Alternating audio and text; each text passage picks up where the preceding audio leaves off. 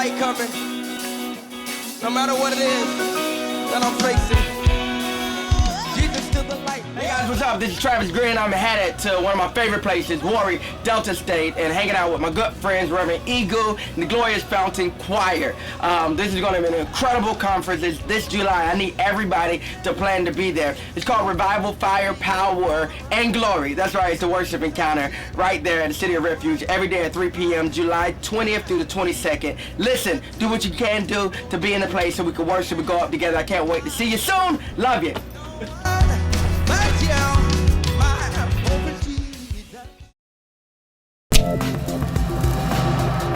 Hello there, you're once more welcome to the Glory Realm Devotion Moment. This is the moment the glory of God invades your life and everything is turned around for your good. It's a beautiful day. It is the day the Lord has made, and we will rejoice and be glad in it. You see, it's a thing of choice. You can decide to have a glorious, beautiful day, and you can decide to stay in that kind of awful kind of feeling sad, feeling, the weight of sorrow all over you. But you can shake that off and say, it is the day the Lord has made. I will rejoice and be glad in it. God has a wonderful, beautiful plan for you this week, and you must focus on that. Too often people focus on things that are not important. Like we were looking at a scripture yesterday from the book of John. And we were reading from John chapter number 3. And we read from verse 22 to verse 26. And what happened there? The disciples of John came. They came along and they came to tell him, something.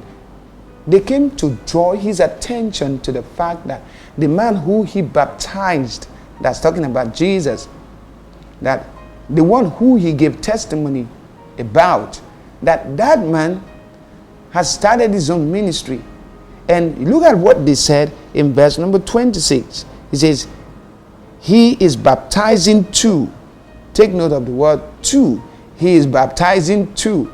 That is calling John's attention to something that they are concerned about. Like they are not comfortable with it.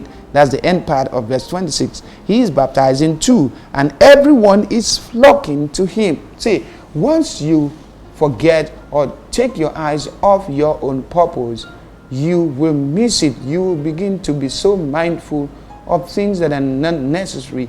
You find yourself unnecessarily being insecure. Now, these persons, for some reasons, they were not comfortable. Now, many of the time, the battle between one church and the other, one business and the other, starts with, funny comments like this, okay? And this kind of comment is not one, that is commending the effort of Jesus, the other person, but they're trying to call the attention of the one they're talking to, in this case, John the Baptist, that we are having a competition. But, if many of us will just look at such reports or kind of gossip, and we just go ahead and, stay in our focus and make such persons realize that we are not moved by that we know what we are doing, and pay little attention to that, little or no attention to that, and go ahead to do what we are called to do, I'm telling you, the world will be a different place. It will be a better place. Most of the time, we don't do that. We begin to feel insecure. But I like the response of John. Look at verse number 27. John went on to say, John answered, a man can receive nothing. He can claim nothing. He can take unto himself nothing except as it has been granted to him from heaven. Now take note. They were concerned about the crowd going to Jesus. And so John, understanding spiritual principles, he said a man can receive nothing. He can take nothing. In other words, this man you're talking about is not able to attract that number of persons except heaven is helping him. He says except as it has been granted to him from heaven. So don't get insecure. Don't become unnecessarily anxious about somebody else's progress. That is the person's life. That is the person's destiny.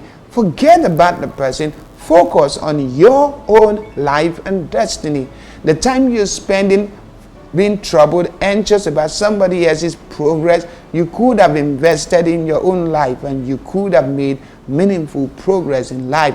John didn't stop there. He went on to say, and he said, okay, this is what he said. He said, a man must be content to receive the gift which is given him from heaven. There's no other source.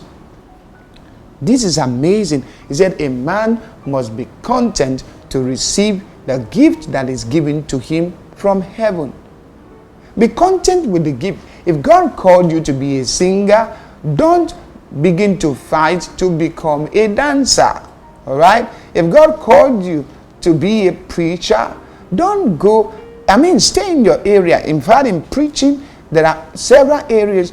People are called into the miraculous and healing and miraculous ministry. Some others are called to motivate people, prophetic dimension. And when I say prophecy, I'm not talking about, calling out people's name and talking about how many people want to die in the family. To me, that's not prophecy. That's some form of witchcraft and voodoo kind of thing. But prophecy, Bible says, is unto comfort, edification, and exaltation. When you hear prophecy, it comforts you, edifies, and gives you hope to live. All right, that's what I'm talking about. Now, some people have that call. All right, some people's main focus in ministry had to do with what heaven placed in their heart. So you ask yourself, what has God called me to do? And I found that is not far from what you have passion for, what you don't struggle with. I don't struggle to do what I'm doing right now. I don't struggle to write songs. All right, it comes naturally to me. All right. I don't struggle to talk like I'm doing right now.